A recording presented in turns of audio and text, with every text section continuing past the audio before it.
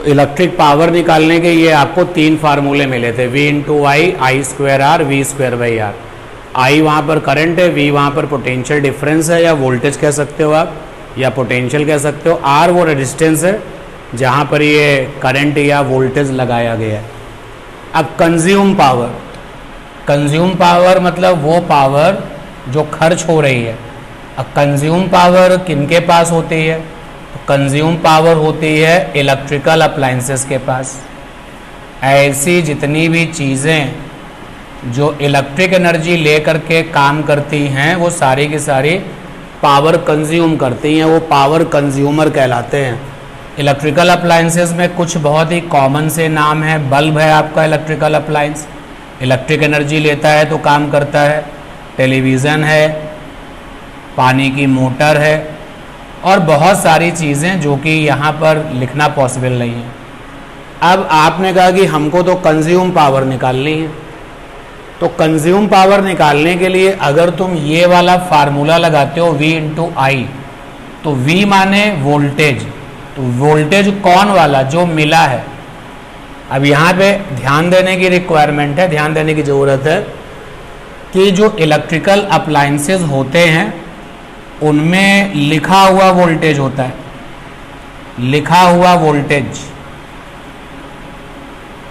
आप छोटा सा बल्ब ही बल्ब अगर खरीदो तो उसमें भी लिखा होता है 220 वोल्ट। तो लिखा हुआ जो वोल्टेज है, जो इलेक्ट्रिकल अप्लायंसेस होते हैं उनके पास लिखा हुआ पावर होता है। और बहुत कम लेकिन कुछ इलेक्ट्रिकल अप्लायंसेस ऐसे होते हैं जिनमें लिखा हुआ करंट होता है। तो जो चीज़ लिखी होती है उसको हम लोग रेटिंग कहते हैं, रेटिंग। अब एक तो तुम्हारा रेटिंग वाला वोल्टेज है, एक तुम्हारा रेटिंग वाला पावर है, एक तुम्हारा रेटिंग वाला करंट है। और अगर आप कंज्यूम पावर निकालने जा रहे हो तो कंज्यूम पावर में तुमने ये वाला फार्मूला लगा दिया, तो यहाँ पर भी कौन वाला? जो उसको मिला है। मान लेते हैं कि बल्ब में लिखा था 220 वोल्ट, लेकिन जहाँ तुमने इसको लगाया वहाँ केवल अवेलेबल था 180 वोल्ट, तो बल्ब को मिला कितना? 180 वोल्ट। तो यहाँ का जो V है ये वो वाला V है जो उसको मिला है। सिमिलरली यहाँ की I वो वाली I है जो उसको मिला है। अब जैसे सपोज कर लो किसी इलेक्ट्रिकल अप्लायंसेस में लिखा था 4 एम्पियर, यानी कि वो इलेक्ट्रिकल अप्लायंसेस आपको ये बता रहा है कि उसको 4 एम्पियर चाहिए, लेकिन जहाँ पर ये इस्तेमाल किया जा रहा है वहाँ पे केवल आ रहा था 3.8 एम्पियर, तो मिला केवल कितना? 3.8 एम्पियर। तो कंज्यूम पावर के लिए जो लिखा हुआ है उससे मतलब नहीं है, क्या मिला है इससे मतलब है। अब अगर आपने कहा कि हमने कंज्यूम पावर निकालने के लिए ये वाला फार्मूला यूज किया आई स्क्वायर आर, तो आई कौन वाला? जो मिला है। आई कौन वाला? जो मिला है, उसको लिखे हुए से कोई मतलब नहीं है। और आर माने रेजिस्टेंस, तो ये तो कोई ऐसी बात नहीं है मैं ना भी बताऊं तो आपको पता है रेजिस्टेंस किसका? जिसने कंज्यूम किया। ये आर माने resistance, resistance of consumer, resistance of consumer. भाई अगर आपका कंज्यूमर एसी है तो रेजिस्टेंस ऑफ एसी, अगर आपका कंज्यूमर इलेक्ट्रिक बल्ब है तो रेजिस्टेंस ऑफ इलेक्ट्रिक बल्ब। तो आपको जो है ये बात हम बताने की कोशिश कर रहे हैं कि केवल इतना जानने से काम नहीं बनेगा कि V इंटू आई है, कहाँ पर कौन सा V और कहाँ पर कौन सा I ये आपको देखना पड़ेगा। तो अगर आप आई स्क्वायर आर वाला फार्मूला लगाते हैं तो I वो जो उसको मिला है, R resistance of a consumer, अगर कंज्यूमर बल्ब है तो बल्ब का रेजिस्टेंस, अगर कंज्यूमर ट्यूबलाइट है तो ट्यूबलाइट का रेजिस्टेंस, अगर कंज्यूमर फैन है तो फैन का रेजिस्टेंस, अगर कंज्यूमर हीटर है तो हीटर का रेजिस्टेंस। और कल वाली यानी कि संडे वाली क्लास में हम लोगों ने ये भी सीखा था कि ये जो रेटिंग वाले लोग होते हैं ना, रेटिंग में 3 चीज़ें होती हैं। रेटिंग का मतलब लिखा हुआ वोल्टेज रेटिंग वोल्टेज कहलाता है, लिखा हुआ पावर रेटिंग पावर कहलाता है, और लिखा हुआ करंट रेटिंग करंट कहलाता है। और संडे वाली क्लास में आपको बताया गया था कि जो रेटिंग वाले लोग होते हैं, रेटिंग वाले लोगों का फिजिक्स न्यूमेरिकल प्रॉब्लम में रेजिस्टेंस का पता लगाने के लिए इस्तेमाल किया जाता है। रेजिस्टेंस का पता लगाने के लिए इस्तेमाल किया जाता है। ये मैंने आपको पिछली वाली क्लास में हैबिट बताई थी कि जिन लोगों को फिजिक्स के न्यूमेरिकल करने होते हैं उनसे अगर आप पूछें कि वो रेटिंग पैरामीटर्स का फ़ायदा कहाँ उठाते हैं, तो रेटिंग पैरामीटर्स का फ़ायदा किस काम में उठाते हैं? रेजिस्टेंस का पता लगाने में। जैसे हमने एक बल्ब खरीदा और इस बल्ब में लिखा हुआ था 200 वाट और 220 वोल्ट, ये लिखा हुआ था। तो ये जो लिखे हुए लोग हैं वो रेटिंग पैरामीटर्स कहलाते हैं।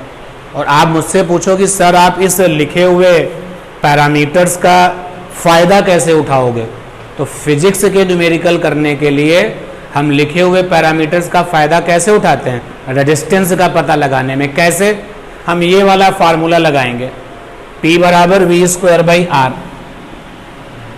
We square by R, P कौन सा? रेटिंग वाला, और V कौन सा? रेटिंग वाला। तो यहाँ से हमको रेजिस्टेंस मिल जाएगा, रेटिंग वाला V अपॉन में रेटिंग वाला P। तो रेटिंग वाला V कितना है? 220 और रेटिंग वाला P कितना है? 200। सॉल्व कर लिया जाए, ये आ जाएगा 484 अपॉन में 2। 2 2 जा 4, 2 4 जा 8, 2 2 जा 4। यानी हमारे इस बल्ब का जो रेजिस्टेंस है वो कितना है? 242 ओम।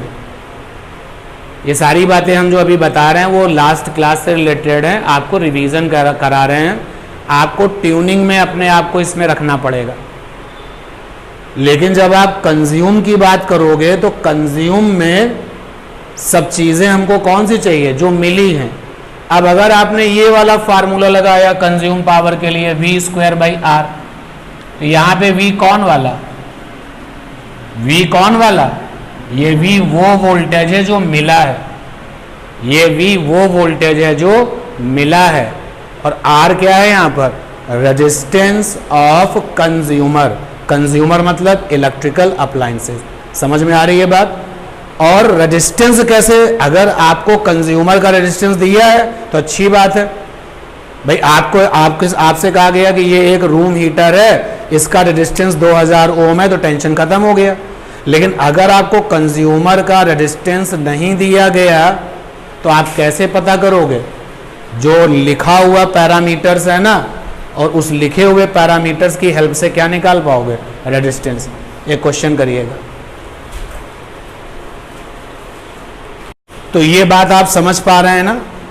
तो एक क्वेश्चन आप जरा करके दिखा दीजिए तो मैं जान लूंगा कि आपको ये बात समझ में आ गई। क्वेश्चन लिखिए, रूम हीटर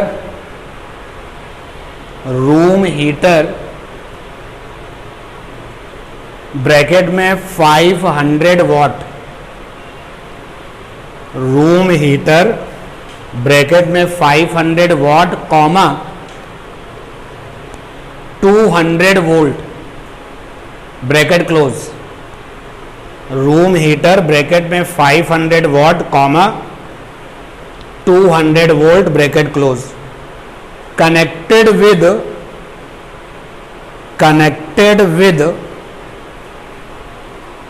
सप्लाई वोल्टेज,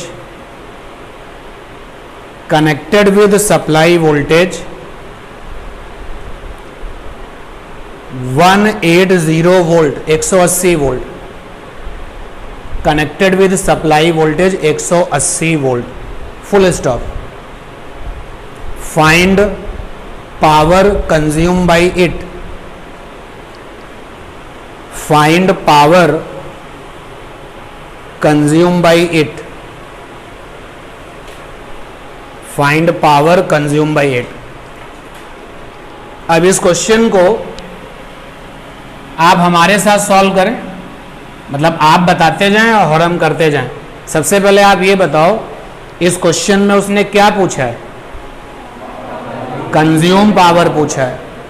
और अगर ये केवल पावर लिखते लास्ट वाली क्लास में हमने आपको ये भी तो बताया था कि पावर तो 4 तरीके की होती है। एक पावर होती है कंज्यूम वाली, एक पावर होती है लॉस वाली, एक पावर होती है इनपुट वाली, और एक चौथी पावर कौन थी? रेटिंग वाली। 4 तरीके की पावर्स होती हैं। रेटिंग वाली पावर जो लिखी होती है, जो इलेक्ट्रिकल अप्लायंस पर लिखी होती है, वो रेटिंग कहलाती है। कंज्यूम मैंने बता दिया है, खर्च जो होती है। और लॉस, जिसका हमको कोई फायदा नहीं मिलता, मैंने लास्ट क्लास में बताया था, जो लॉस वाली पावर है वो कहाँ मिलती है? इंटरनल रेजिस्टेंस में। इंटरनल रेजिस्टेंस में जो पावर होती है वो हमको कोई फायदा नहीं पहुंचाती, और इसलिए हम उसको क्या कहते हैं? लॉस कहते हैं। और इनपुट वाली जो इलेक्ट्रिकल सोर्सेज होते हैं, भाई आपने स्विच दबाया, फैन चलने लगा, क्यों? क्योंकि इनपुट पावर लगा हुआ है। केसा से जो सप्लाई आ रही है वो क्या है? इनपुट पावर है। आपने अपना जो है सेलफोन का स्विच दबाया, सेलफोन चलने लगा, क्यों? क्योंकि इनपुट में कौन लगी हुई है? बैटरी। तो जो सोर्सेज होते हैं उनके पास जो पावर है वो क्या कहलाता है? इनपुट। जो हम खर्च करते हैं, जो लोग खर्च करते हैं, वो क्या कहलाती है? कंज्यूम। और जो खर्च तो होता है लेकिन हमको उसका कोई फायदा नहीं मिलता, वो क्या कहलाता है? लॉस। और रेटिंग जो लिखा हुआ होता है, ठीक। तो अब इस वाले क्वेश्चन में, चूंकि ये पहला क्वेश्चन हमने आपको बोल के बताया है, हमने आपसे पूछ लिया है कंज्यूम पावर। सपोज कर लो कि इस क्वेश्चन में केवल इतना लिखा रहता फाइंड पावर, तो मैंने आपसे लास्ट वाली क्लास में बताया था, अगर केवल पावर पूछा जाए तो 4 तरीके की पावर में से हम केवल किसके बारे में सोचेंगे? कंज्यूम। तो कंज्यूम पावर के बारे में सोचना, कंज्यूम पावर की बातें करना, ये एक जनरल केस है। अगर कुछ नहीं बोलता है तो हमेशा किसके बारे में सोचना है? कंज्यूम के बारे में। लॉस के बारे में अपने मन से कभी मत सोचना, लॉस के बारे में जब वो कहे तब सोचना। और इनपुट के बारे में भी अपने मन से कभी मत सोचना, जब वो कहे तब सोचना। और रेटिंग तो तुम जानते हो, लिखा हुआ मिल ही जाएगा। तो अब आप ये बताइए कि इस वाले क्वेश्चन में तुमको कौन सी पावर चाहिए? Consume power. तो पावर यहां पे चाहिए, वो भी कंज्यूम वाली। बताओ कौन कौन से फार्मूले होते हैं? V इंटू वाई, और कौन सा फार्मूला होता है? I स्क्वायर R, और कौन सा फार्मूला होता है? V square by R। ये 3 फार्मूले होते हैं। अब कंज्यूम पावर की बात हो रही है, और आप देखिए क्वेश्चन में लिखा हुआ है हीटर, और ब्रैकेट में लिखा हुआ है 500 वॉट, और कितना लिखा है? 200 वोल्ट। तो ये जो ब्रैकेट में लिखा हुआ है ना, ये कौन है? रेटिंग वाला। ये जो हीटर डिवाइस है उसमें ये लिखा हुआ है, जो चीज़ लिखा हुआ है वो ब्रैकेट में लिख करके बताई गई है। यानी हीटर की जो रेटिंग पावर है वो कितनी है? 500, और हीटर की जो रेटिंग वोल्टेज वो कितनी है? 200 वोल्ट। तो यहां पर हम वोल्टेज 200 लें या फिर कुछ और लें? देखो क्वेश्चन को पढ़ करके, 180, क्योंकि हीटर को कितना मिला है? 180। तो या एक सेकेंड आप मेरे साथ रहें, तो यहां पर वोल्टेज 200 नहीं, यहां पर वोल्टेज 180 लेंगे। अब I दिया नहीं गया, तो पिछली वाली क्लास में हमने आपसे कहा था कि P बराबर V इंटू आई, ये फार्मूला हम तभी लगाते हैं जब हमको I पका पकाया दिया जाए। जो लोग इस फार्मूले को पसंद करेंगे वो लोग सबसे पहले क्या निकालेंगे? I। एक्स्ट्रा काम बढ़ गया आपके लिए। ऐसा नहीं है कि निकलेगा नहीं, जो लोग I निकालेंगे पहले, फिर यहाँ वैल्यू रखेंगे, आंसर उनको मिलेगा। इसी तरीके से यहाँ पर अगर हम चलें तो भी हम नहीं लगाएंगे। क्यों? क्योंकि अगर हमको पका पकाया I मिलेगा, अगर हमको करंट मिलेगा, तो हम इन दोनों फंडे के बारे में सोचेंगे, नहीं तो हमारी पहली पसंद क्या है? V square by R। अच्छा, यहां पर V कौन सा? मिला हुआ, तो मिला हुआ वोल्टेज कितना है? 180। अब ये क्या चाहिए? रेजिस्टेंस। किसका रेजिस्टेंस? हीटर का। तो तो हीटर का रेजिस्टेंस कैसे मिलेगा? रेटिंग से। तो रेटिंग वाला फंडा लगाओ तो क्या आया था? R बराबर आया था V² रेटिंग अपॉन में P रेटिंग। बोलो भाई। अब रेटिंग वाला V कितना है? 200 इंटू 200। रेटिंग वाला P कितना है? 500। 0 एंड 0 एंड 5 4 जा कितना आ गया? 80 ओम। तो यहां पर रख दिया 80 ओम। अब ये 0 0 कैंसिल, तो सॉल्व कर लिया जाए, और सॉल्व करने पर जो कंज्यूम पावर आएगी देखते हैं कितनी आएगी। बिल्कुल लास्ट रिजल्ट तक पहुंचते हैं। तो ऊपर है आपका 180 इंटू 18 अपॉन 8। सॉल्व करें, बताएं कितना आएगा? 180 कोई टिपिकल कैलकुलेशन नहीं है ये। 180 इंटू 18 डिवाइडेड बाई 8, ये निकल के आ रहा है 405। 405 वॉट। अब देखो रियलिटी देखो, सच्चाई देखो, लिखा उसके ऊपर कितना है? 500 वॉट, लेकिन कंज्यूम कितना कर रहा है? 405 वॉट। और लास्ट वाली क्लास में आपको यह भी बताया गया था कि जितना वोल्टेज लिखा है अगर उससे कम वोल्टेज मिलेगा तो कंज्यूम पावर हमेशा रेटिंग पावर से क्या होती है? कम होती है। कंज्यूम पावर हमेशा रेटिंग पावर से कम होती है। यानी कि अगर हम इस क्वेश्चन को सॉल्व ना भी करें तो ये अंदाजा तो हमको हो ही जाना चाहिए कि जो कंज्यूम वाली पावर है वो 500 वॉट से क्या आएगी? कम आएगी। क्यों आएगी? क्योंकि लिखा हुआ वोल्टेज है 200, आपने केवल दिया कितना? 180। तो अगर लिखा हुआ वोल्टेज और गिवन वाला वोल्टेज बराबर नहीं है तो कंज्यूम वाला पावर और रेटिंग वाला पावर बराबर नहीं होता। एंड दैट इज वाई ये तो मुझे एहसास पहले से ही हो जाना चाहिए कि इस प्रॉब्लम में जो पावर कंज्यूम वाली आएगी वो 500 वॉट से क्या आएगी? कम आएगी। क्लियर है बात? नोट करिए, लिखो एक नई problem. Tungsten bulb, tungsten bulb bracket में 500 what comma 220 volt 220 volt bracket close connected with supply voltage, connected with supply voltage full stop. Find power. अब इस क्वेश्चन में हमारे साथ सॉल्व करो, क्योंकि जो चीजें मैं आपको बता चुका हूं उनको लिखा पाना बहुत मुश्किल होगा, लेकिन आपको क्वेश्चन के थ्रू उन सारी बातों को मैं रिकॉल कराने की कोशिश कर रहा हूं। अब इस वाले क्वेश्चन को देखो और मुझे बताओ कि इस वाली प्रॉब्लम में क्या उसने बताया है कि कौन सी पावर चाहिए? नहीं बताया। अगर नहीं बताओगे तो हमेशा कौन सी पावर निकालेंगे? कंज्यूम वाली। तो पहला तो रिवीजन यही हो गया कि हम कंज्यूम पावर निकालेंगे, और पावर निकालने का मेरी पहली पसंद जो फार्मूला है, वैसे तो 3 फार्मूले, लेकिन पहली पसंद फार्मूला ये है, क्योंकि मैं आपसे और आपको भी यही आदत डालनी चाहिए कि इसके बारे में तब सोचो जब करंट पकी पकाई मिल जाए, और इसके बारे में तब सोचो जब करंट पकी पकाई मिल जाए। अदरवाइज सबसे बेहतर V²R। अब जरा मुझे ये बताओ सप्लाई वोल्टेज कितना है? क्वेश्चन में देखो, बताओ। आंसर है नहीं दिया गया। आंसर है नहीं दिया गया। तो लास्ट क्लास में क्या बताया गया था? अगर सप्लाई वोल्टेज नहीं दिया गया तो हम ये मान लेते हैं, हमको ये मान लेना चाहिए कि सप्लाई वोल्टेज की वैल्यू रेटिंग के क्या है? बराबर। तो ये बात पहले मैं लिख दूं यहां पर कि सप्लाई वोल्टेज नहीं दिया गया, supply voltage not given, so we consider. इसलिए अब आपको मान लेना चाहिए कि जो सप्लाई वाला वोल्टेज है, सप्लाई वाला वोल्टेज वो रेटिंग वाले वोल्टेज के बराबर है। और रेटिंग वाला वोल्टेज कितना दिया गया है? 220 वोल्ट। तो रखो भाई यहां पर 220 इंटू 220। अब रेजिस्टेंस कैसे निकलेगा? तो रेटिंग जिंदाबाद, R बराबर वी स्क्वायर रेटिंग और अपॉन में P रेटिंग। तो रेटिंग वाला V कितना है 220, रेटिंग वाला P कितना है 500।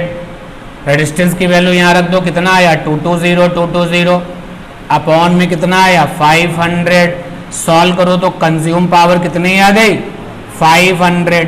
लीजिए हमारी पिछली वाली क्लास का यहाँ पर आपके सामने रिवीजन भी है, प्रूफ भी है। हमने आपसे कहा था कि अगर सप्लाई वोल्टेज रेटिंग वोल्टेज के बराबर हो तो कंज्यूम पावर रेटिंग पावर के क्या होती है बराबर। यानी कि इस क्वेश्चन को भी अगर हम सॉल्व ना करना चाहें तो सीधे आंसर हमें पता है, क्योंकि इस प्रॉब्लम में सप्लाई वोल्टेज के बारे में कुछ नहीं बताया जा रहा है।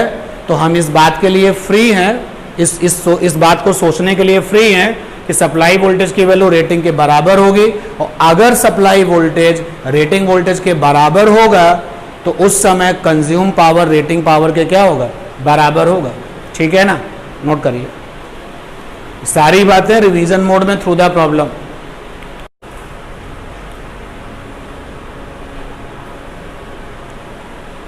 To electric bulbs TWO2 electric bulbs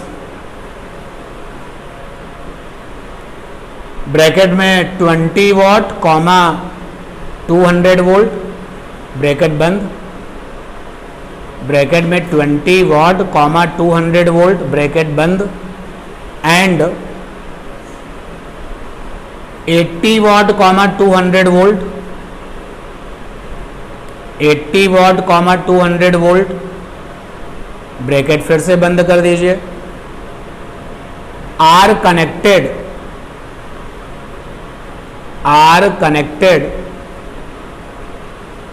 in series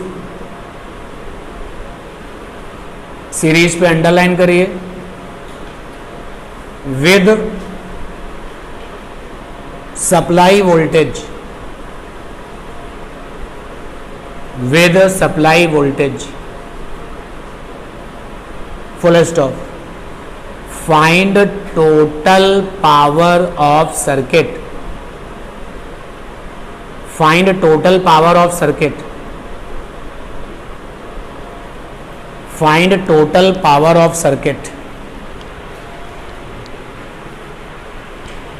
अब यहां पर एक बार फिर से ध्यान दो कि क्या आपसे बताया कौन वाली पावर निकालनी है, बोलो तो कौन सी पावर निकालनी है, कंज्यूम निकालनी है। किसकी निकालनी है, इस वाले बल्ब की या उस वाले बल्ब की? क्वेश्चन कह रहा है सबकी कंबाइंड चाहिए। तो लास्ट वाली क्लास में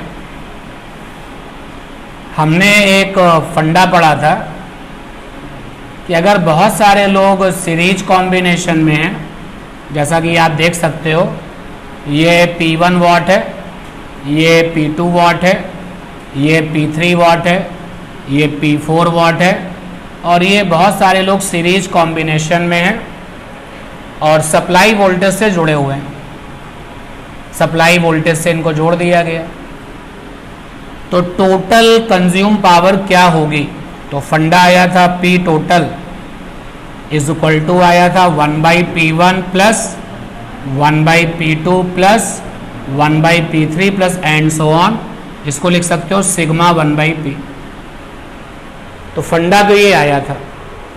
अब आप ये बताइए जो जिनको पता है, क्योंकि सभी ने तो क्लास की हुई है, कि ये जो फंडा आया था इसके पीछे की कंडीशन क्या थी, ये फंडा कब लगेगा? ये जो फंडा बोर्ड पर लिखा हुआ है इसकी शर्त क्या है? दिस फंडा इज वैलिड। आगे शर्त बताओ भाई, क्या क्या शर्त है? वैलिड व्हेन, और आगे बोलो, जब सारे के सारे कंज्यूमर सीरीज में हो। तो पहली शर्त हो गई all consumer in series, all consumer in series, पहली शर्त तो ये हो गई। दूसरी शर्त क्या थी भाई? All consumer having same rating voltage, same rating voltage, यानी जितने भी कंज्यूमर हैं सब में रेटिंग वोल्टेज क्या होनी चाहिए, सेम। अगर आप अपनी प्रॉब्लम में देखो तो पहले वाले बल्ब का रेटिंग का वोल्टेज कितना है 200, और दूसरे वाले बल्ब का भी रेटिंग कितना है 200, यानी रेटिंग वोल्टेज सेम है। और तीसरी शर्त क्या थी, इस फंडे को लगाने की तीसरी शर्त क्या थी, हमने तो लास्ट क्लास में प्रूफ किया था, कैसे आया था। तीसरी शर्त ये थी कि रेटिंग का वोल्टेज बराबर हो किससे, सप्लाई वोल्टेज, या मुझे इसको ऐसे लिखना चाहिए कि सप्लाई वोल्टेज बराबर होना चाहिए रेटिंग वोल्टेज से। अगर ये तीन बातें हैं तो आप ये फंडा लगा सकते हो। अब अपने क्वेश्चन को चेक करो, जब आप अपनी प्रॉब्लम को चेक करेंगे तो पाएंगे कि पहला वाला बल्ब कितने वाट का है 20, वोल्टेज कितना है 200। दूसरा वाला बल्ब कितने वाट का है 80, वोल्टेज कितना है 200। सीरीज में जोड़ करके किसके साथ जोड़े गए हैं, सप्लाई के साथ। सप्लाई वोल्टेज खा गए, ये नहीं बताया, तो वो परमिशन मिली हुई है कि अगर सप्लाई वोल्टेज नहीं बताई जाएगी तो हमें ये मान लेना है कि सप्लाई वोल्टेज बराबर किसके, रेटिंग वोल्टेज के। एंड दैट इज वाई तीनों शर्तें यहां पर ओके हो रही हैं। पहली शर्त सीरीज वाली, हाँ ओके है। दूसरी शर्त सारे कंज्यूमर का रेटिंग सेम हो वोल्टेज वाला, तो दोनों लोगों का रेटिंग वोल्टेज सेम है। और तीसरी शर्त हम अपने कॉमन सेंस से ले गए, क्योंकि इस क्वेश्चन में सप्लाई वोल्टेज दिया ही नहीं गया, तो फिर फ्री है इसके लिए कि सप्लाई वोल्टेज बराबर किसके, रेटिंग वोल्टेज के। और इसलिए आप फंडा लगाएंगे 1/P total is equal to 1/P1 plus 1/P2। तो यहां से P टोटल की वैल्यू निकलेगी तो कितनी निकलेगी, P1 P2 upon P1 plus P2। P1 कितना है 20, P2 कितना है 80। ये जो ये P1 P2 P3 है क्या, रेटिंग वाले P1 P2 P3 है, रेटिंग वाले वाट जो थे। और यहाँ पर आ जाएगा 20 प्लस 80, ऊपर कितना आ गया 1600, नीचे आ गया 100, कितना आ गया 16 वाट। ठीक है, तो क्वेश्चन करने से मतलब अभी नहीं है, आप क्वेश्चन को समझो कि हाँ जो भी आप पढ़ रहे हैं, आप इन क्वेश्चंस में, आप इस चैप्टर की प्रॉब्लम्स में जल्दबाजी मत करिएगा। अब इसी क्वेश्चन में सेम यही प्रॉब्लम है, अभी मैं इसको बोल दूंगा कि जो ये क्वेश्चन है, अब हम कहेंगे कि सप्लाई वोल्टेज जो है वो 180 वोल्ट का है। तो लीजिए, जैसे ही सप्लाई वोल्टेज 180 वोल्ट का है, तीसरी वाली शर्त क्या हो गई, फेल हो गई। अब क्या करेंगे, अब हम कंज्यूम पावर इससे नहीं निकाल पाएंगे, तो किससे निकालेंगे, P बराबर V इंटू आई लगाना नहीं है, आई नहीं दिया गया। P बराबर आई स्क्वायर आर लगाना नहीं है क्योंकि आई नहीं दिया गया। हम किसको पकड़ेंगे, P बराबर V स्क्वायर बाई आर, लेकिन आर क्या, सर्किट का पूरा आर, यानी आर टोटल। आप इसको नोट करिए, फिर उस क्वेश्चन को भी करते हैं। लिखो भाई next question. In previous problem if supply voltage is 190 volt, in previous problem if supply voltage is 190 volt, then find total power, then find total power। तो अब जो क्वेश्चन है तुम्हारे पास वो ये है भाई, अब जो क्वेश्चन है वो ये है कि सप्लाई वाला वोल्टेज 190 वोल्ट है। तो अब हम ये वाला फंडा नहीं लगा पाएंगे। क्यों नहीं लगा पाएंगे, क्योंकि ये तीन कंडीशन में से दो तो इसकी पास है, तीसरी फेल हो गई। तीन कंडीशन, पहली condition all consumer in series, तो भाई दोनों लोग सीरीज तो हैं। दूसरी condition all the consumer having the same rating voltage, तो रेटिंग वोल्टेज लिखा हुआ वोल्टेज भी सेम है। और तीसरी कंडीशन की supply voltage must be is equal to rating, ये फेल हो गया। आप इस बात का ध्यान रखें कि सप्लाई वाला वोल्टेज रेटिंग से कभी ज्यादा तो नहीं होगा, ठीक है, अगर ज्यादा होगा तो डैमेज कर देगा ना, इसलिए। तो अब जब ये हम लगा नहीं पाएंगे तो ये फंडा तो फेल हो गया। अब क्या करें, सर्किट की टोटल पावर निकालनी है, कुछ बताया नहीं गया तो always go for the consume. तो हम ये वाला फंडा पावर का नहीं सेलेक्ट करेंगे, हमको करंट पका पकाया चाहिए, क्योंकि अगर मुझे निकालना पड़ा करंट तो लंबा प्रोसेस हो जाएगा। आई स्क्वायर आर में भी आई चाहिए, नहीं लगाएंगे। तो हम टोटल पावर लगाने के निकालने के लिए वी स्क्वायर बाई आर का इस्तेमाल करेंगे। And again what type this power, consume वाली, ये पावर कौन सी है, कंज्यूम वाली। तो ये वी कौन सा, सप्लाई वाला, लिख दें इसको, सप्लाई वाला वी होगा ना, बोलो भाई। ये पी टोटल है तो वी कौन सा, सप्लाई वाला, टोटल सप्लाई वाला। और आर भी यहां कौन सा, टोटल वाला। भाई इसका अपना रेजिस्टेंस होगा, इसका अपना होगा, तो टोटल कितना रेजिस्टेंस होगा, तो वो आर टोटल। अब सप्लाई वाला जो वी है वह दैट इज 190, तो वैल्यू पुटअप कर दिया जाए, देखते हैं क्या होता है। तो P total is equal to 190 और R टोटल क्या होगा।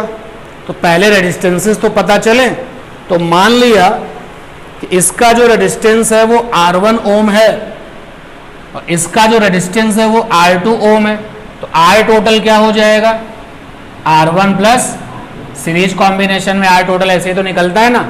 अब R1 कैसे निकलेगा, रेटिंग जिंदाबाद, रेजिस्टेंस निकालने के लिए कौन जिंदाबाद, रेटिंग।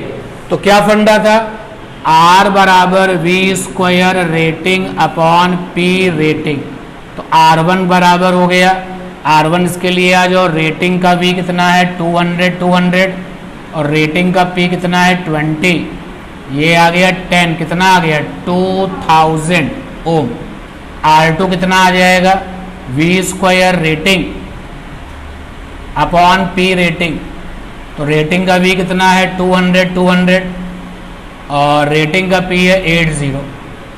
तो 4 2 जा एंड 4 5 जा 100, ये कितना आ गया 500 ओम। तो यहाँ पर आए P टोटल 190 और R1 की वैल्यू है 2000, R2 की वैल्यू है 500, ये आ गया 1919 इंटू 100 अपॉन में 2500। सॉल्व कर लो, ये आंसर आ जाएगा 19 इंटू 19 अपॉन में 25 वाट। सॉल्व कर सकते हैं आप इतना कैलकुलेशन। तो जिस नए क्वेश्चन की तरफ हम बढ़ रहे हैं, जरा उसकी फ्रेमिंग पहले आप देख लो क्या है। हमारे पास में एक डिवाइस होगी जिसका नाम होगा हीटर, और इस हीटर को क्या मिल रही होगी, आंसर है इस हीटर को सप्लाई मिल रही होगी, सप्लाई मिल रही है इसको, supply take place. Supply take place का मतलब हो गया कि हीटर को किसी ना किसी इलेक्ट्रिक सोर्स से जोड़ दिया गया होगा, इलेक्ट्रिक सोर्स से जोड़ा गया होगा। अब हीटर में क्या क्या चीज़ें होती हैं, तो हीटर में जो हीट पैदा करने वाली जो कॉइल होती है that is a heating filament, heating filament.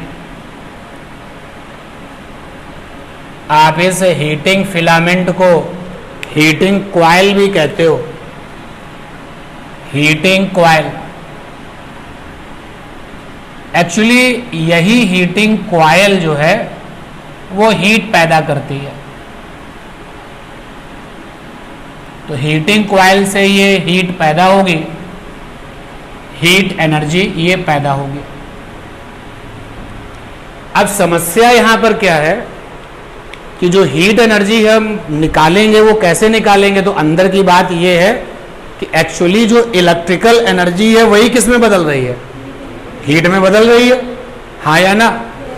तो जब इलेक्ट्रिकल एनर्जी ही हीट में बदल रही है तो इसका मतलब ये हो गया हीट एनर्जी H बराबर इलेक्ट्रिकल एनर्जी,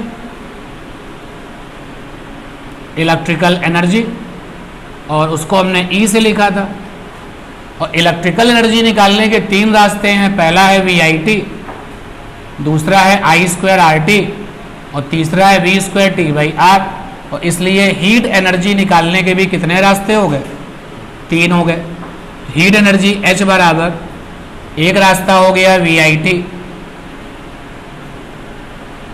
एक रास्ता हो गया I²RT और एक तीसरा रास्ता हो गया V²T/R।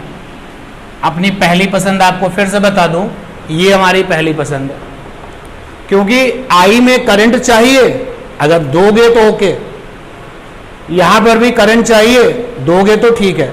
और यहां पर भी V कौन सा है, सप्लाई वाला, याद रखना। यहां पर हीट एनर्जी मिल रही है यानी हीटर काम कर रहा है, और जब कोई इलेक्ट्रिकल अप्लायंस काम कर रहा है तो फार्मूले में VIT फार्मूले में या I²RT फार्मूले में या V²T/R वाले फार्मूले में V कौन वाला, सप्लाई वाला, I कौन वाला, सप्लाई वाला। क्लियर। R क्या है, रेजिस्टेंस, किसका, हीटर का। एक्चुअली जो हीटर के पास रेजिस्टेंस होता है वो इसके हीटिंग कॉइल के पास ही होता है। तो कभी कभी हल्की फुल्की प्रॉब्लम ऐसी आएंगी, हीटिंग कॉइल को काट दिया, तो अगर हीटिंग कॉइल को काट दिया तो क्या हो गया, रेजिस्टेंस आधा हो गया। यार हीटिंग कॉइल में क्या होगी, लंबाई होगी, और अगर तुमने काट दिया तो एरिया तो बदला नहीं, केवल लेंथ आधी हो गई, तो हीटिंग कॉइल का रेजिस्टेंस क्या हो गया, आधा हो गया। तो पहले कितनी हीट एनर्जी थी, उस पहले वाले केस में R पूरी कॉइल का होगा और बाद में कितनी होगी, R आधी कॉइल का होगा। तो ये हल्की फुल्की प्रॉब्लम्स के लिए भी आप तैयार रहिए, ठीक। खैर, ये हीट एनर्जी यहां से आ गई। अब होने वाला क्या है कि 99 क्या 100% तुमको यहां पर जो V है और जो I है और जो ये R है, ये तुम क्या लेके चलोगे, इन SI। यार V को किस में लोगे, वोल्ट में, I किस में लोगे, एम्पियर में, R किस में लोगे, ओम में। बल्कि इनके बारे में तुमने कभी CGS सोचा ही नहीं है, और बड़ा रेयर होगा जब ये CGS होंगे। तो 99.999% ये सारे लोग किस में होंगे, SI में। तो भैया जी टाइम भी किस में होना चाहिए, SI में। ये ध्यान रखना, टाइम अगर घंटे है तो उसको क्या बना लो, सेकंड बना लो। तो जब ऐसा होगा तो ये जो हीट एनर्जी मिलेगी वो किस में मिलेगी, जूल में मिलेगी। क्लियर ये बात, पक्का। अब ये जो पैदा होने वाली हीट एनर्जी है ये जूल वाली है। हमने क्या किया, इस हीटर के ऊपर एक लिक्विड जो है, मान लो पानी रख दिया था, गर्म होने लगा, गर्म होने लगा, तो हीटर की हीट एनर्जी कौन ले रहा है, पानी। कौन ले रहा है, पानी। तो यहां पर हीटर की हीट एनर्जी से ये जो हीट एनर्जी थी जूल वाली, ये हीट एनर्जी ने क्या किया, हीट एनर्जी ने काम ये किया कि this heat energy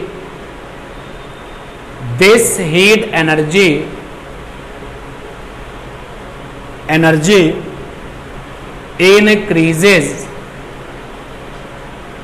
temperature of liquid of mass m। गौर करो भाई, यहां पे एक लाइन बना देता हूं।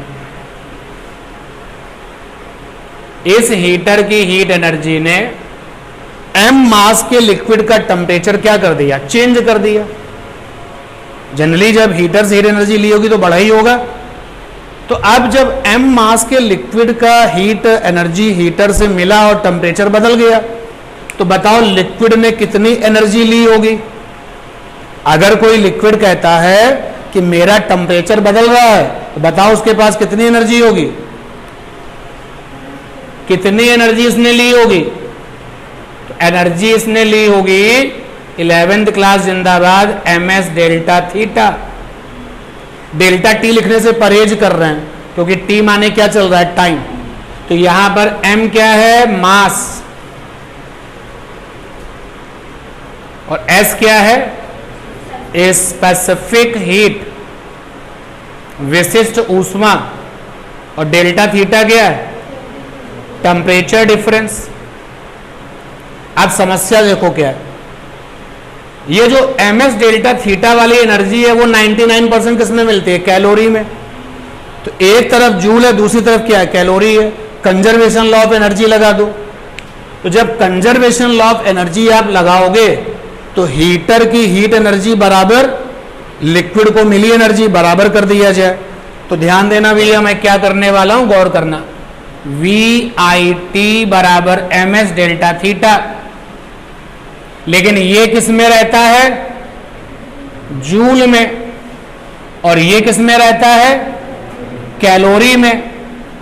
तो कैलोरी में 4.18 से मल्टीप्लाई कर दो तो क्या बन गया, जूल।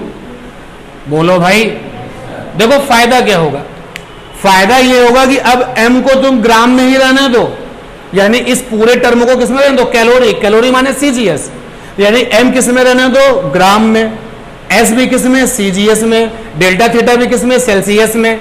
अब इस कैलोरी वाली वैल्यू को कैलोरी में निकालो और केवल 4.18 या 4.2 से मल्टीप्लाई कर दो, क्या बन गया, वो जूल बन गया।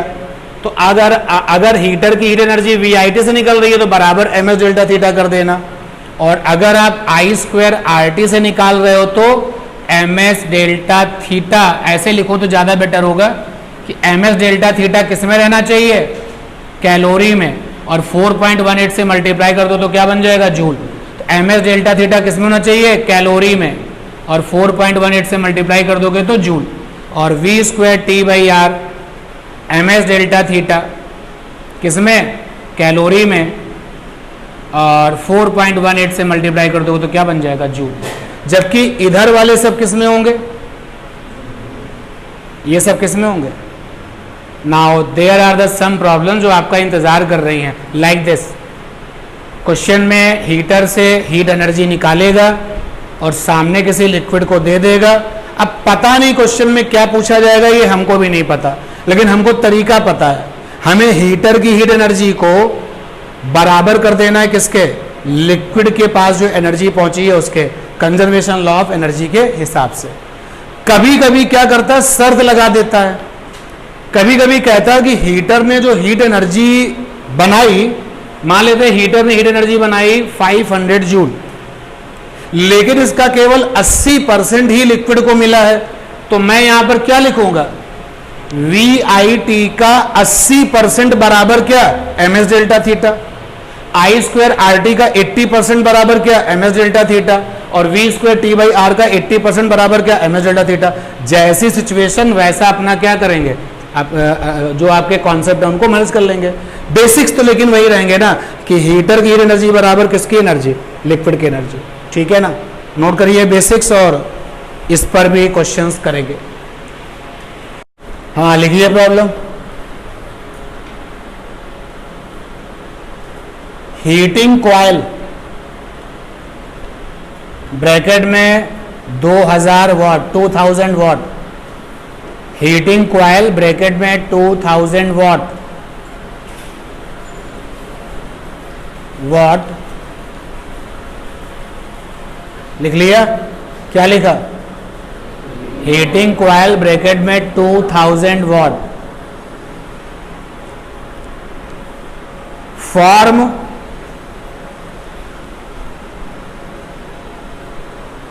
Form heat energy, form heat energy, full stop. How much time will it take, how much time will it take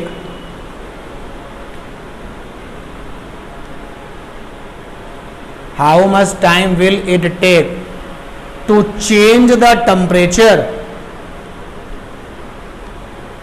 to change the temperature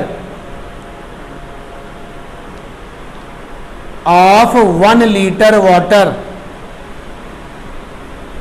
of 1 litre water from 4 degree Celsius to 100 degree Celsius, 4 degree Celsius to 100 degree Celsius. करिए question.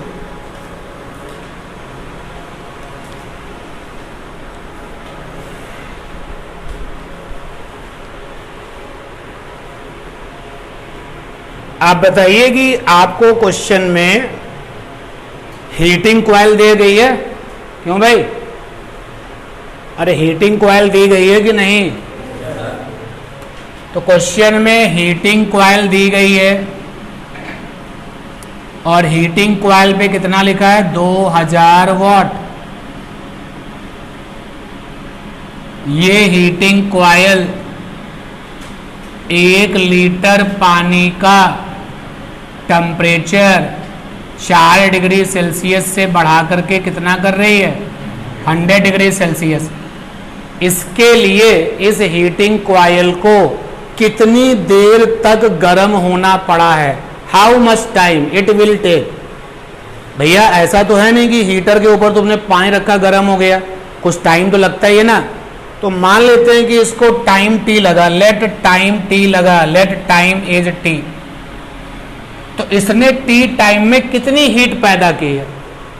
तो पैदा होने वाली heat VIT से निकलती है, पैदा होने वाली हीट I² RT से निकलती है, पैदा होने वाली हीट V² T/R से निकलती है। लेकिन ना तो इस क्वेश्चन में वोल्टेज का पता है ना ही करंट का पता है।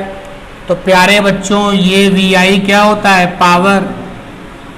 बोलो, ये I² R क्या होता है? पावर। और ये V²/R क्या होता है? पावर। और क्वेश्चन में उसने पावर तो दिया है ना, तो यानी देखो तीनों फार्मूले एक ही जैसे बन गए। And that is why heat energy कैसे निकलेगी? तो हीट एनर्जी H बराबर हो जाएगा PT। भाई चाहे हम इसको चुने तब भी PT, चाहे इसको चुने तब भी P इंटू टी, सिमिलरली इसको भी P इंटू टी। और P माने कितना है? 2000। T माने पता नहीं। सिस्टम कौन सा? SI जिंदाबाद। 2000 जूल। ये हीट एनर्जी उस पानी को मिली। पानी ने कितनी हीट ली है? तो बराबर MS डेल्टा थीटा। ध्यान देना भैया। और साथ में मेंटली तैयार है कि ये किस में जाएगा? कैलोरी में। और इनटू में 4.18 कर दिया, अब वो भी जूल हो गया।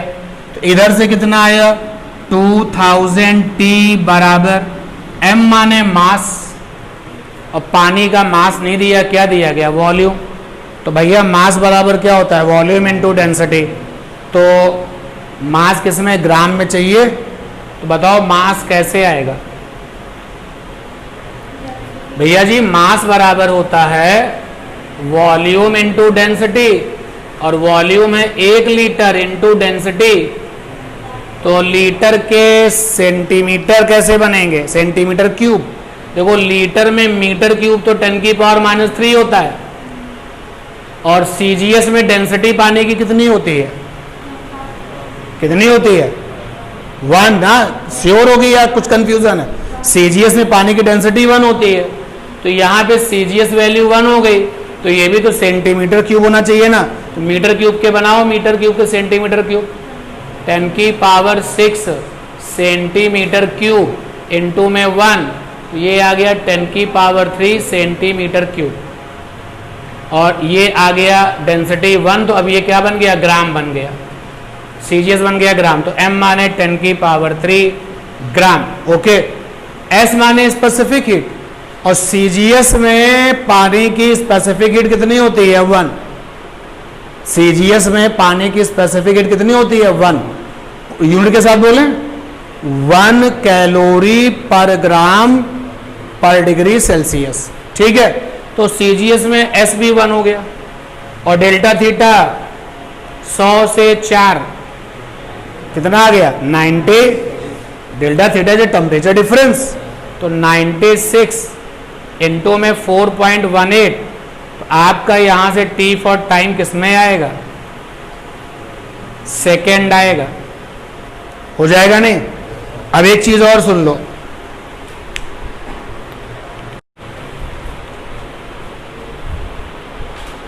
let us consider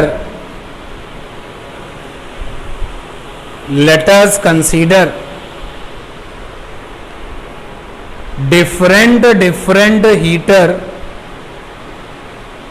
Let us consider different heater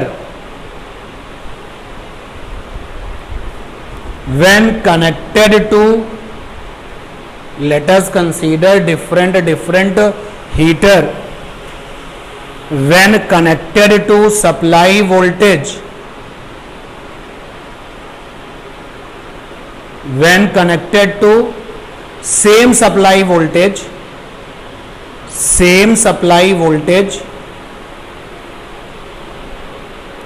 individually,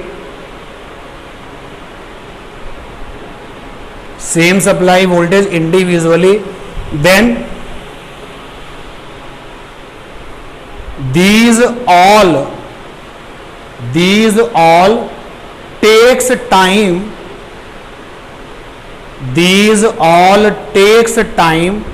t1, t2, t3, dot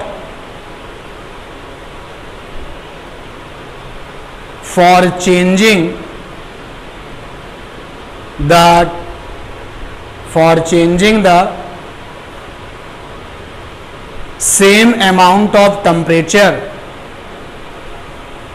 changing the same amount of temperature,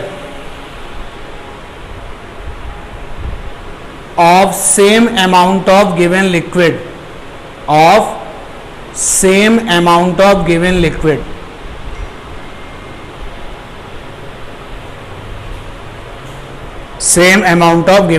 full stop. अब आगे लिखो केस वन लिखो. Now these all heaters connected in parallel,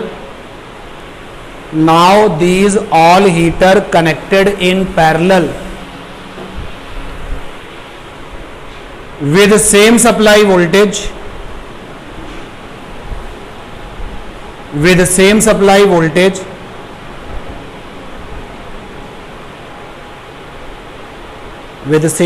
voltage, and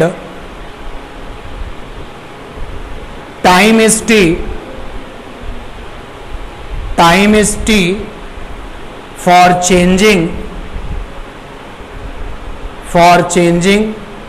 same amount of temperature,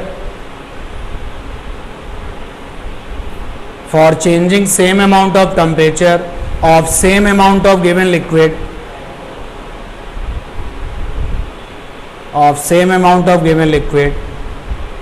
then prove that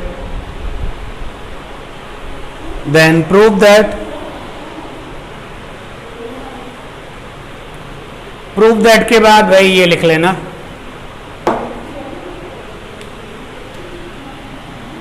आपने T1 T2 small में लिखे हैं ना, आप लिखो देन प्रूव दैट 1/T बराबर 1/T1 plus 1/T2 plus 1/T3 plus and so on. क्योंकि लिखने में आप थोड़ा सा प्रेशर फील कर रहे थे, एक बार लिखा हुआ पढ़ के देख लें. आपसे उसने ये कहा है, सपोज कर लो कि ये अमाउंट ऑफ लिक्विड है, ये पहला वाला हीटर इसको हीट करता है, हीटर नंबर 1, इसको सप्लाई वोल्टेज जो मिलती है,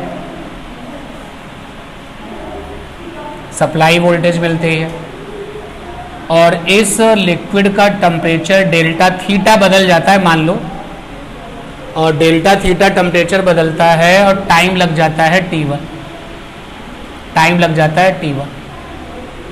फिर क्या आता है, फिर इस हीटर को हटा दिया जाता है, हीटर नंबर 2 ले आया जाता है, वही अमाउंट ऑफ लिक्विड है, उतना ही टेम्परेचर इसने भी बदला, समय कितना लग गया T2। फिर क्या होता है, हीटर नंबर 2 को हटा दिया जाता है, हीटर नंबर 3 को लाया जाता है। इस पूरी की पूरी कहानी में हीटर तो बदले जा रहे हैं, क्या नहीं बदला जा रहा है, सप्लाई वोल्टेज। क्या नहीं बदला जा रहा है, सेम अमाउंट ऑफ लिक्विड। और हर हीटर से ये कहा गया है कि पहले वाले ने डेल्टा थीटा टेम्परेचर बदला था, तो तुमको भी कितना बदलना है, डेल्टा थीटा। क्लियर ये बात, पक्का? तो चलिए प्रोसेस में आते हैं, फटाफट इसको करते हैं। और फिर इसी का सेम केस होगा सीरीज वाला, हम पैरेलल वाला करा देते हैं, सीरीज वाला तुम कर लेना। तो ये रहा अपने पास में amount of liquid, amount of liquid है, ये थोड़ा बड़ा बना लें इसको, ये अमाउंट ऑफ लिक्विड है, ये अमाउंट ऑफ लिक्विड है, सेम अमाउंट ऑफ लिक्विड है,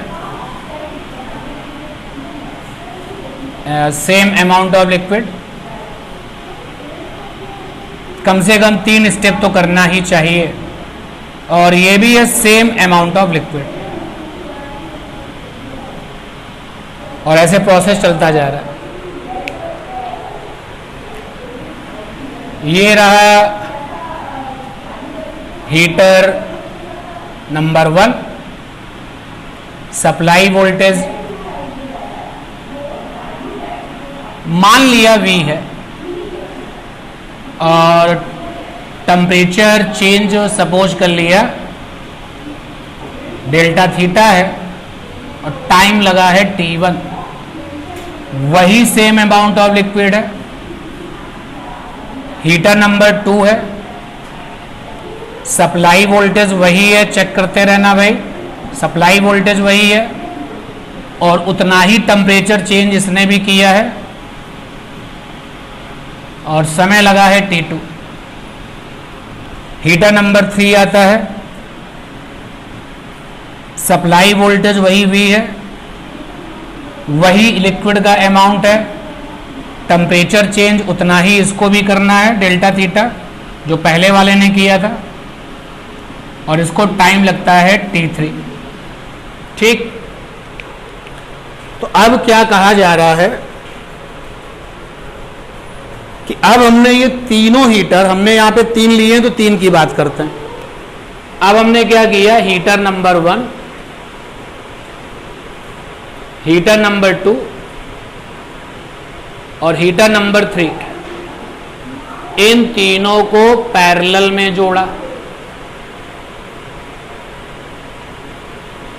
और सप्लाई वोल्टेज वही रखा V, कि now they all are connected in parallel and with same supply voltage and the same amount of liquid heated up to same amount of temperature. अब इन तीनों लोगों ने पैरेलल में अपने आप को जोड़ रखा है, तीनों ने जो एनर्जी पैदा की, उस एनर्जी किसको दी गई, सेम अमाउंट ऑफ लिक्विड को दी गई, सेम अमाउंट ऑफ लिक्विड को दी गई। किस इरादे से दी गई, उतना ही टेम्परेचर चेंज के लिए। टेम्परेचर चेंज कितना कराना था, डेल्टा थीटा। अब जो टाइम लगा वो है T, अब जो टाइम लगा वो है T। क्वेश्चन कह रहा है कि ये प्रूफ करके दिखाओ। क्वेश्चन क्लियर हो गया? और अब जो सपोर्टिंग डायग्राम मैंने बनाया है उसके साथ आप उस लिखे हुए क्वेश्चन को पढ़ेंगे तो और क्लियर हो जाएगा। एक बार पढ़ के देख लीजिए।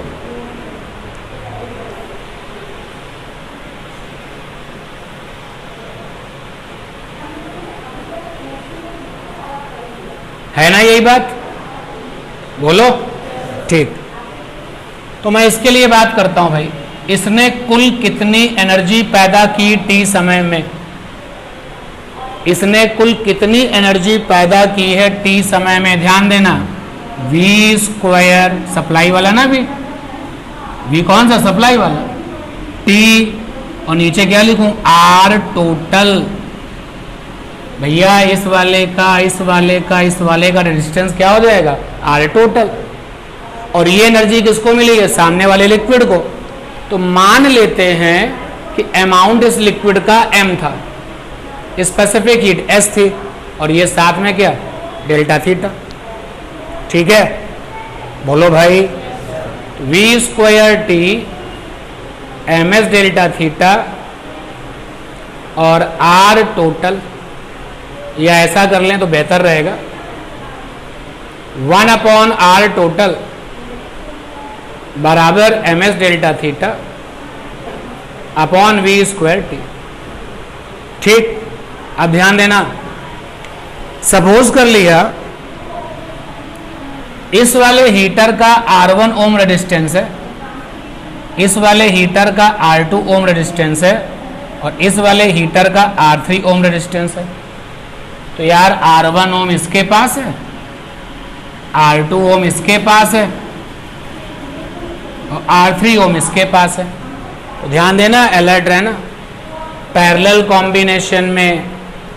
कॉम्बिनेशन में 1/r टोटल बराबर क्या होता है? 1/r1 plus 1/r2 plus 1/r3, 3 के लिए। तो मैं यहां से आगे जा रहा हूं, देखते हैं, देखना भी है, 1/r1 और 1/r2 और 1/r3 बराबर ms delta theta upon v square T. ठीक है ना, पक्का। अब जरा यहां पर देखना, यहां मेन दिमाग लगाना है यहां पर। जब ये हीटर अकेले ये काम कर रहा था, तो जब ये पहला वाला हीटर जब ये अकेले काम कर रहा था तो कितनी हीट पैदा की T1 समय में? v स्क्वायर T1/r1, हाँ या ना? ठीक है, ये हीट किसको मिली? इस अमाउंट ऑफ लिक्विड को मिली। मैंने इसका अमाउंट क्या माना है? m, और कितना टेम्परेचर चेंज माना है? Delta theta. तो बराबर हो गया ms डेल्टा थीटा। ठीक है, और ये रहा इक्वेशन 1। ठीक, कोई प्रॉब्लम? जब ये अकेला हीटर था और वही सामने लिक्विड था, तो T2 समय में कितनी हीट पैदा हुई होगी? v square T/r2 T2 by, और बराबर ms डेल्टा थीटा। हाना बोलो भाई, पक्का। और जब ये हीटर अकेला ये काम कर रहा था तो T3 समय में v स्क्वायर T3/r3 बराबर ms डेल्टा थीटा। पूरी कहानी में जो लिक्विड क्वांटिटी है वो सेम है, और पहले हीटर ने अगर कहा कि मैंने लिक्विड का टेम्परेचर 20 से बढ़ा के 80 कर दिया, तो दूसरे को भी कितना? 20 से 80, तीसरे को भी कितना? 20 से 80। सब चीजें लिखी गई हैं वहां पर। अब आप यहां तक पहुंच गए, तो ध्यान से आप देखें भैया, 1/r1, देखो यहां से 1/r1 निकालो तो कितना आएगा? ms delta theta by v square T1। अरे भैया जी 1/r1 निकालो यहां से, तो ms डेल्टा थीटा के नीचे क्या आएगा? v स्क्वायर T1, और 1/r2 जगह पे क्या आएगा? ms delta theta t v square T2, और ms delta theta v square T3 बराबर ms delta theta v square T। यहां पर लिख दिया यूजिंग इक्वेशन 1,2,3। देख लो वहां पे 1 2 3 को। ठीक है, ms डेल्टा थीटा और v स्क्वायर कॉमन होके कट गया, क्या रह गया? 1/T1 plus 1/T2 plus 1/T3 बराबर 1/T। उल्टा लिख दो, 1/T बराबर 1/T1 plus 1/T2 plus 1/T3 plus dot dot dot. हो गया भाई, प्रूव हो गया। इसका मतलब क्या हुआ कि समय अब अकेले अकेले तो T1 T2 T3 ले रहे थे, और कंपाइल होने के बाद में T समय लेंगे तो जो T समय आएगा वो इंडिविजुअल समय से कम आएगा या ज्यादा आएगा? पैरेलल में कम आएगा, यानी अब वही काम होने में बहुत ज्यादा समय लगेगा। ठीक है, नोट करिए भाई, आपको पता है कैसे स्टार्ट करना है, सीक्वेंस आपको पता है। देखिए अगली जो प्रॉब्लम है वो आपको कैसे करनी है, आपको वो खुद करनी पड़ेगी। मैं फ्रेमिंग कर देता हूं केवल। ये हो रहा था, पहला हीटर सेम रिजल्ट, दूसरा सेम रिजल्ट, तीसरा सेम। अब क्या हुआ, हटा दें इधर, ये बोलो। अब हुआ ये कि सारे के सारे जो ये हीटर थे ये सीरीज कॉम्बिनेशन में आ गया। H1 heater, H2 heater, H3 heater, और सप्लाई वोल्टेज वही थी V। और इन्होंने अपनी टोटल एनर्जी से उसी अमाउंट ऑफ वाटर को या अमाउंट ऑफ लिक्विड को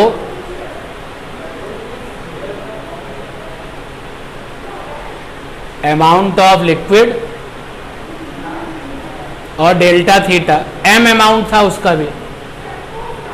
अब आप क्या लिखोगे, अब आप लिखोगे V square T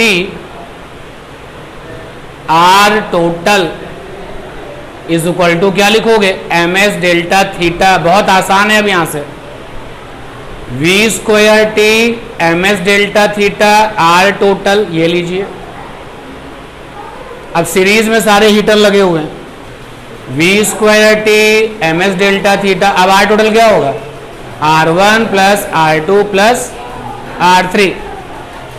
V square T ms delta theta, equation number 1 से R1 बोलो कितना आएगा, V square T1 by ms delta theta. R2 equation number 2 से बोलो V square T2 by ms delta theta. और उसके बाद V square T3 by ms delta theta.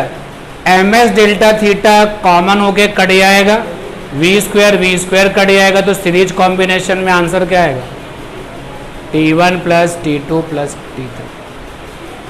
ठीक है। अब जो समय लगेगा वो ऐड हो जाएगा, और पहले जो था वो पैरेलल में क्या हो जाएगा, कम हो जाएगा। यही सेम प्रॉब्लम है, लेकिन अब सीरीज आ गया। पहले टाइम कम हो जाएगा, अब समय जो है आपको ज्यादा लग जाएगा। तो धीरे धीरे करके जो आपकी फेमस प्रॉब्लम इस चैप्टर में वो हम लोग कर रहे हैं। एक बार जरा फिंगर पे काउंट किया जाए कि नॉन प्रॉब्लम फिंगर पे कितनी हम लोग अभी कर चुके हैं। पहली प्रॉब्लम कौन सी थी, बहुत सारे लोग सीरीज में टोटल कंज्यूम पावर, बहुत सारे लोग पैरेलल में total consume power 2। Series combination में सबसे ज़्यादा चमक किस बल्ब की, जिसका रेटिंग वोल्टेज सबसे कम। पैरेलल कॉम्बिनेशन में चमक सबसे ज़्यादा किसकी, जिसका रेटिंग वोल्टेज सबसे ज़्यादा। ये 4 क्वेश्चन थे, 4 के बाद ये 2 स्पेशल और आ गए, और छोटे और बड़े तो क्वेश्चन तो कई सारे।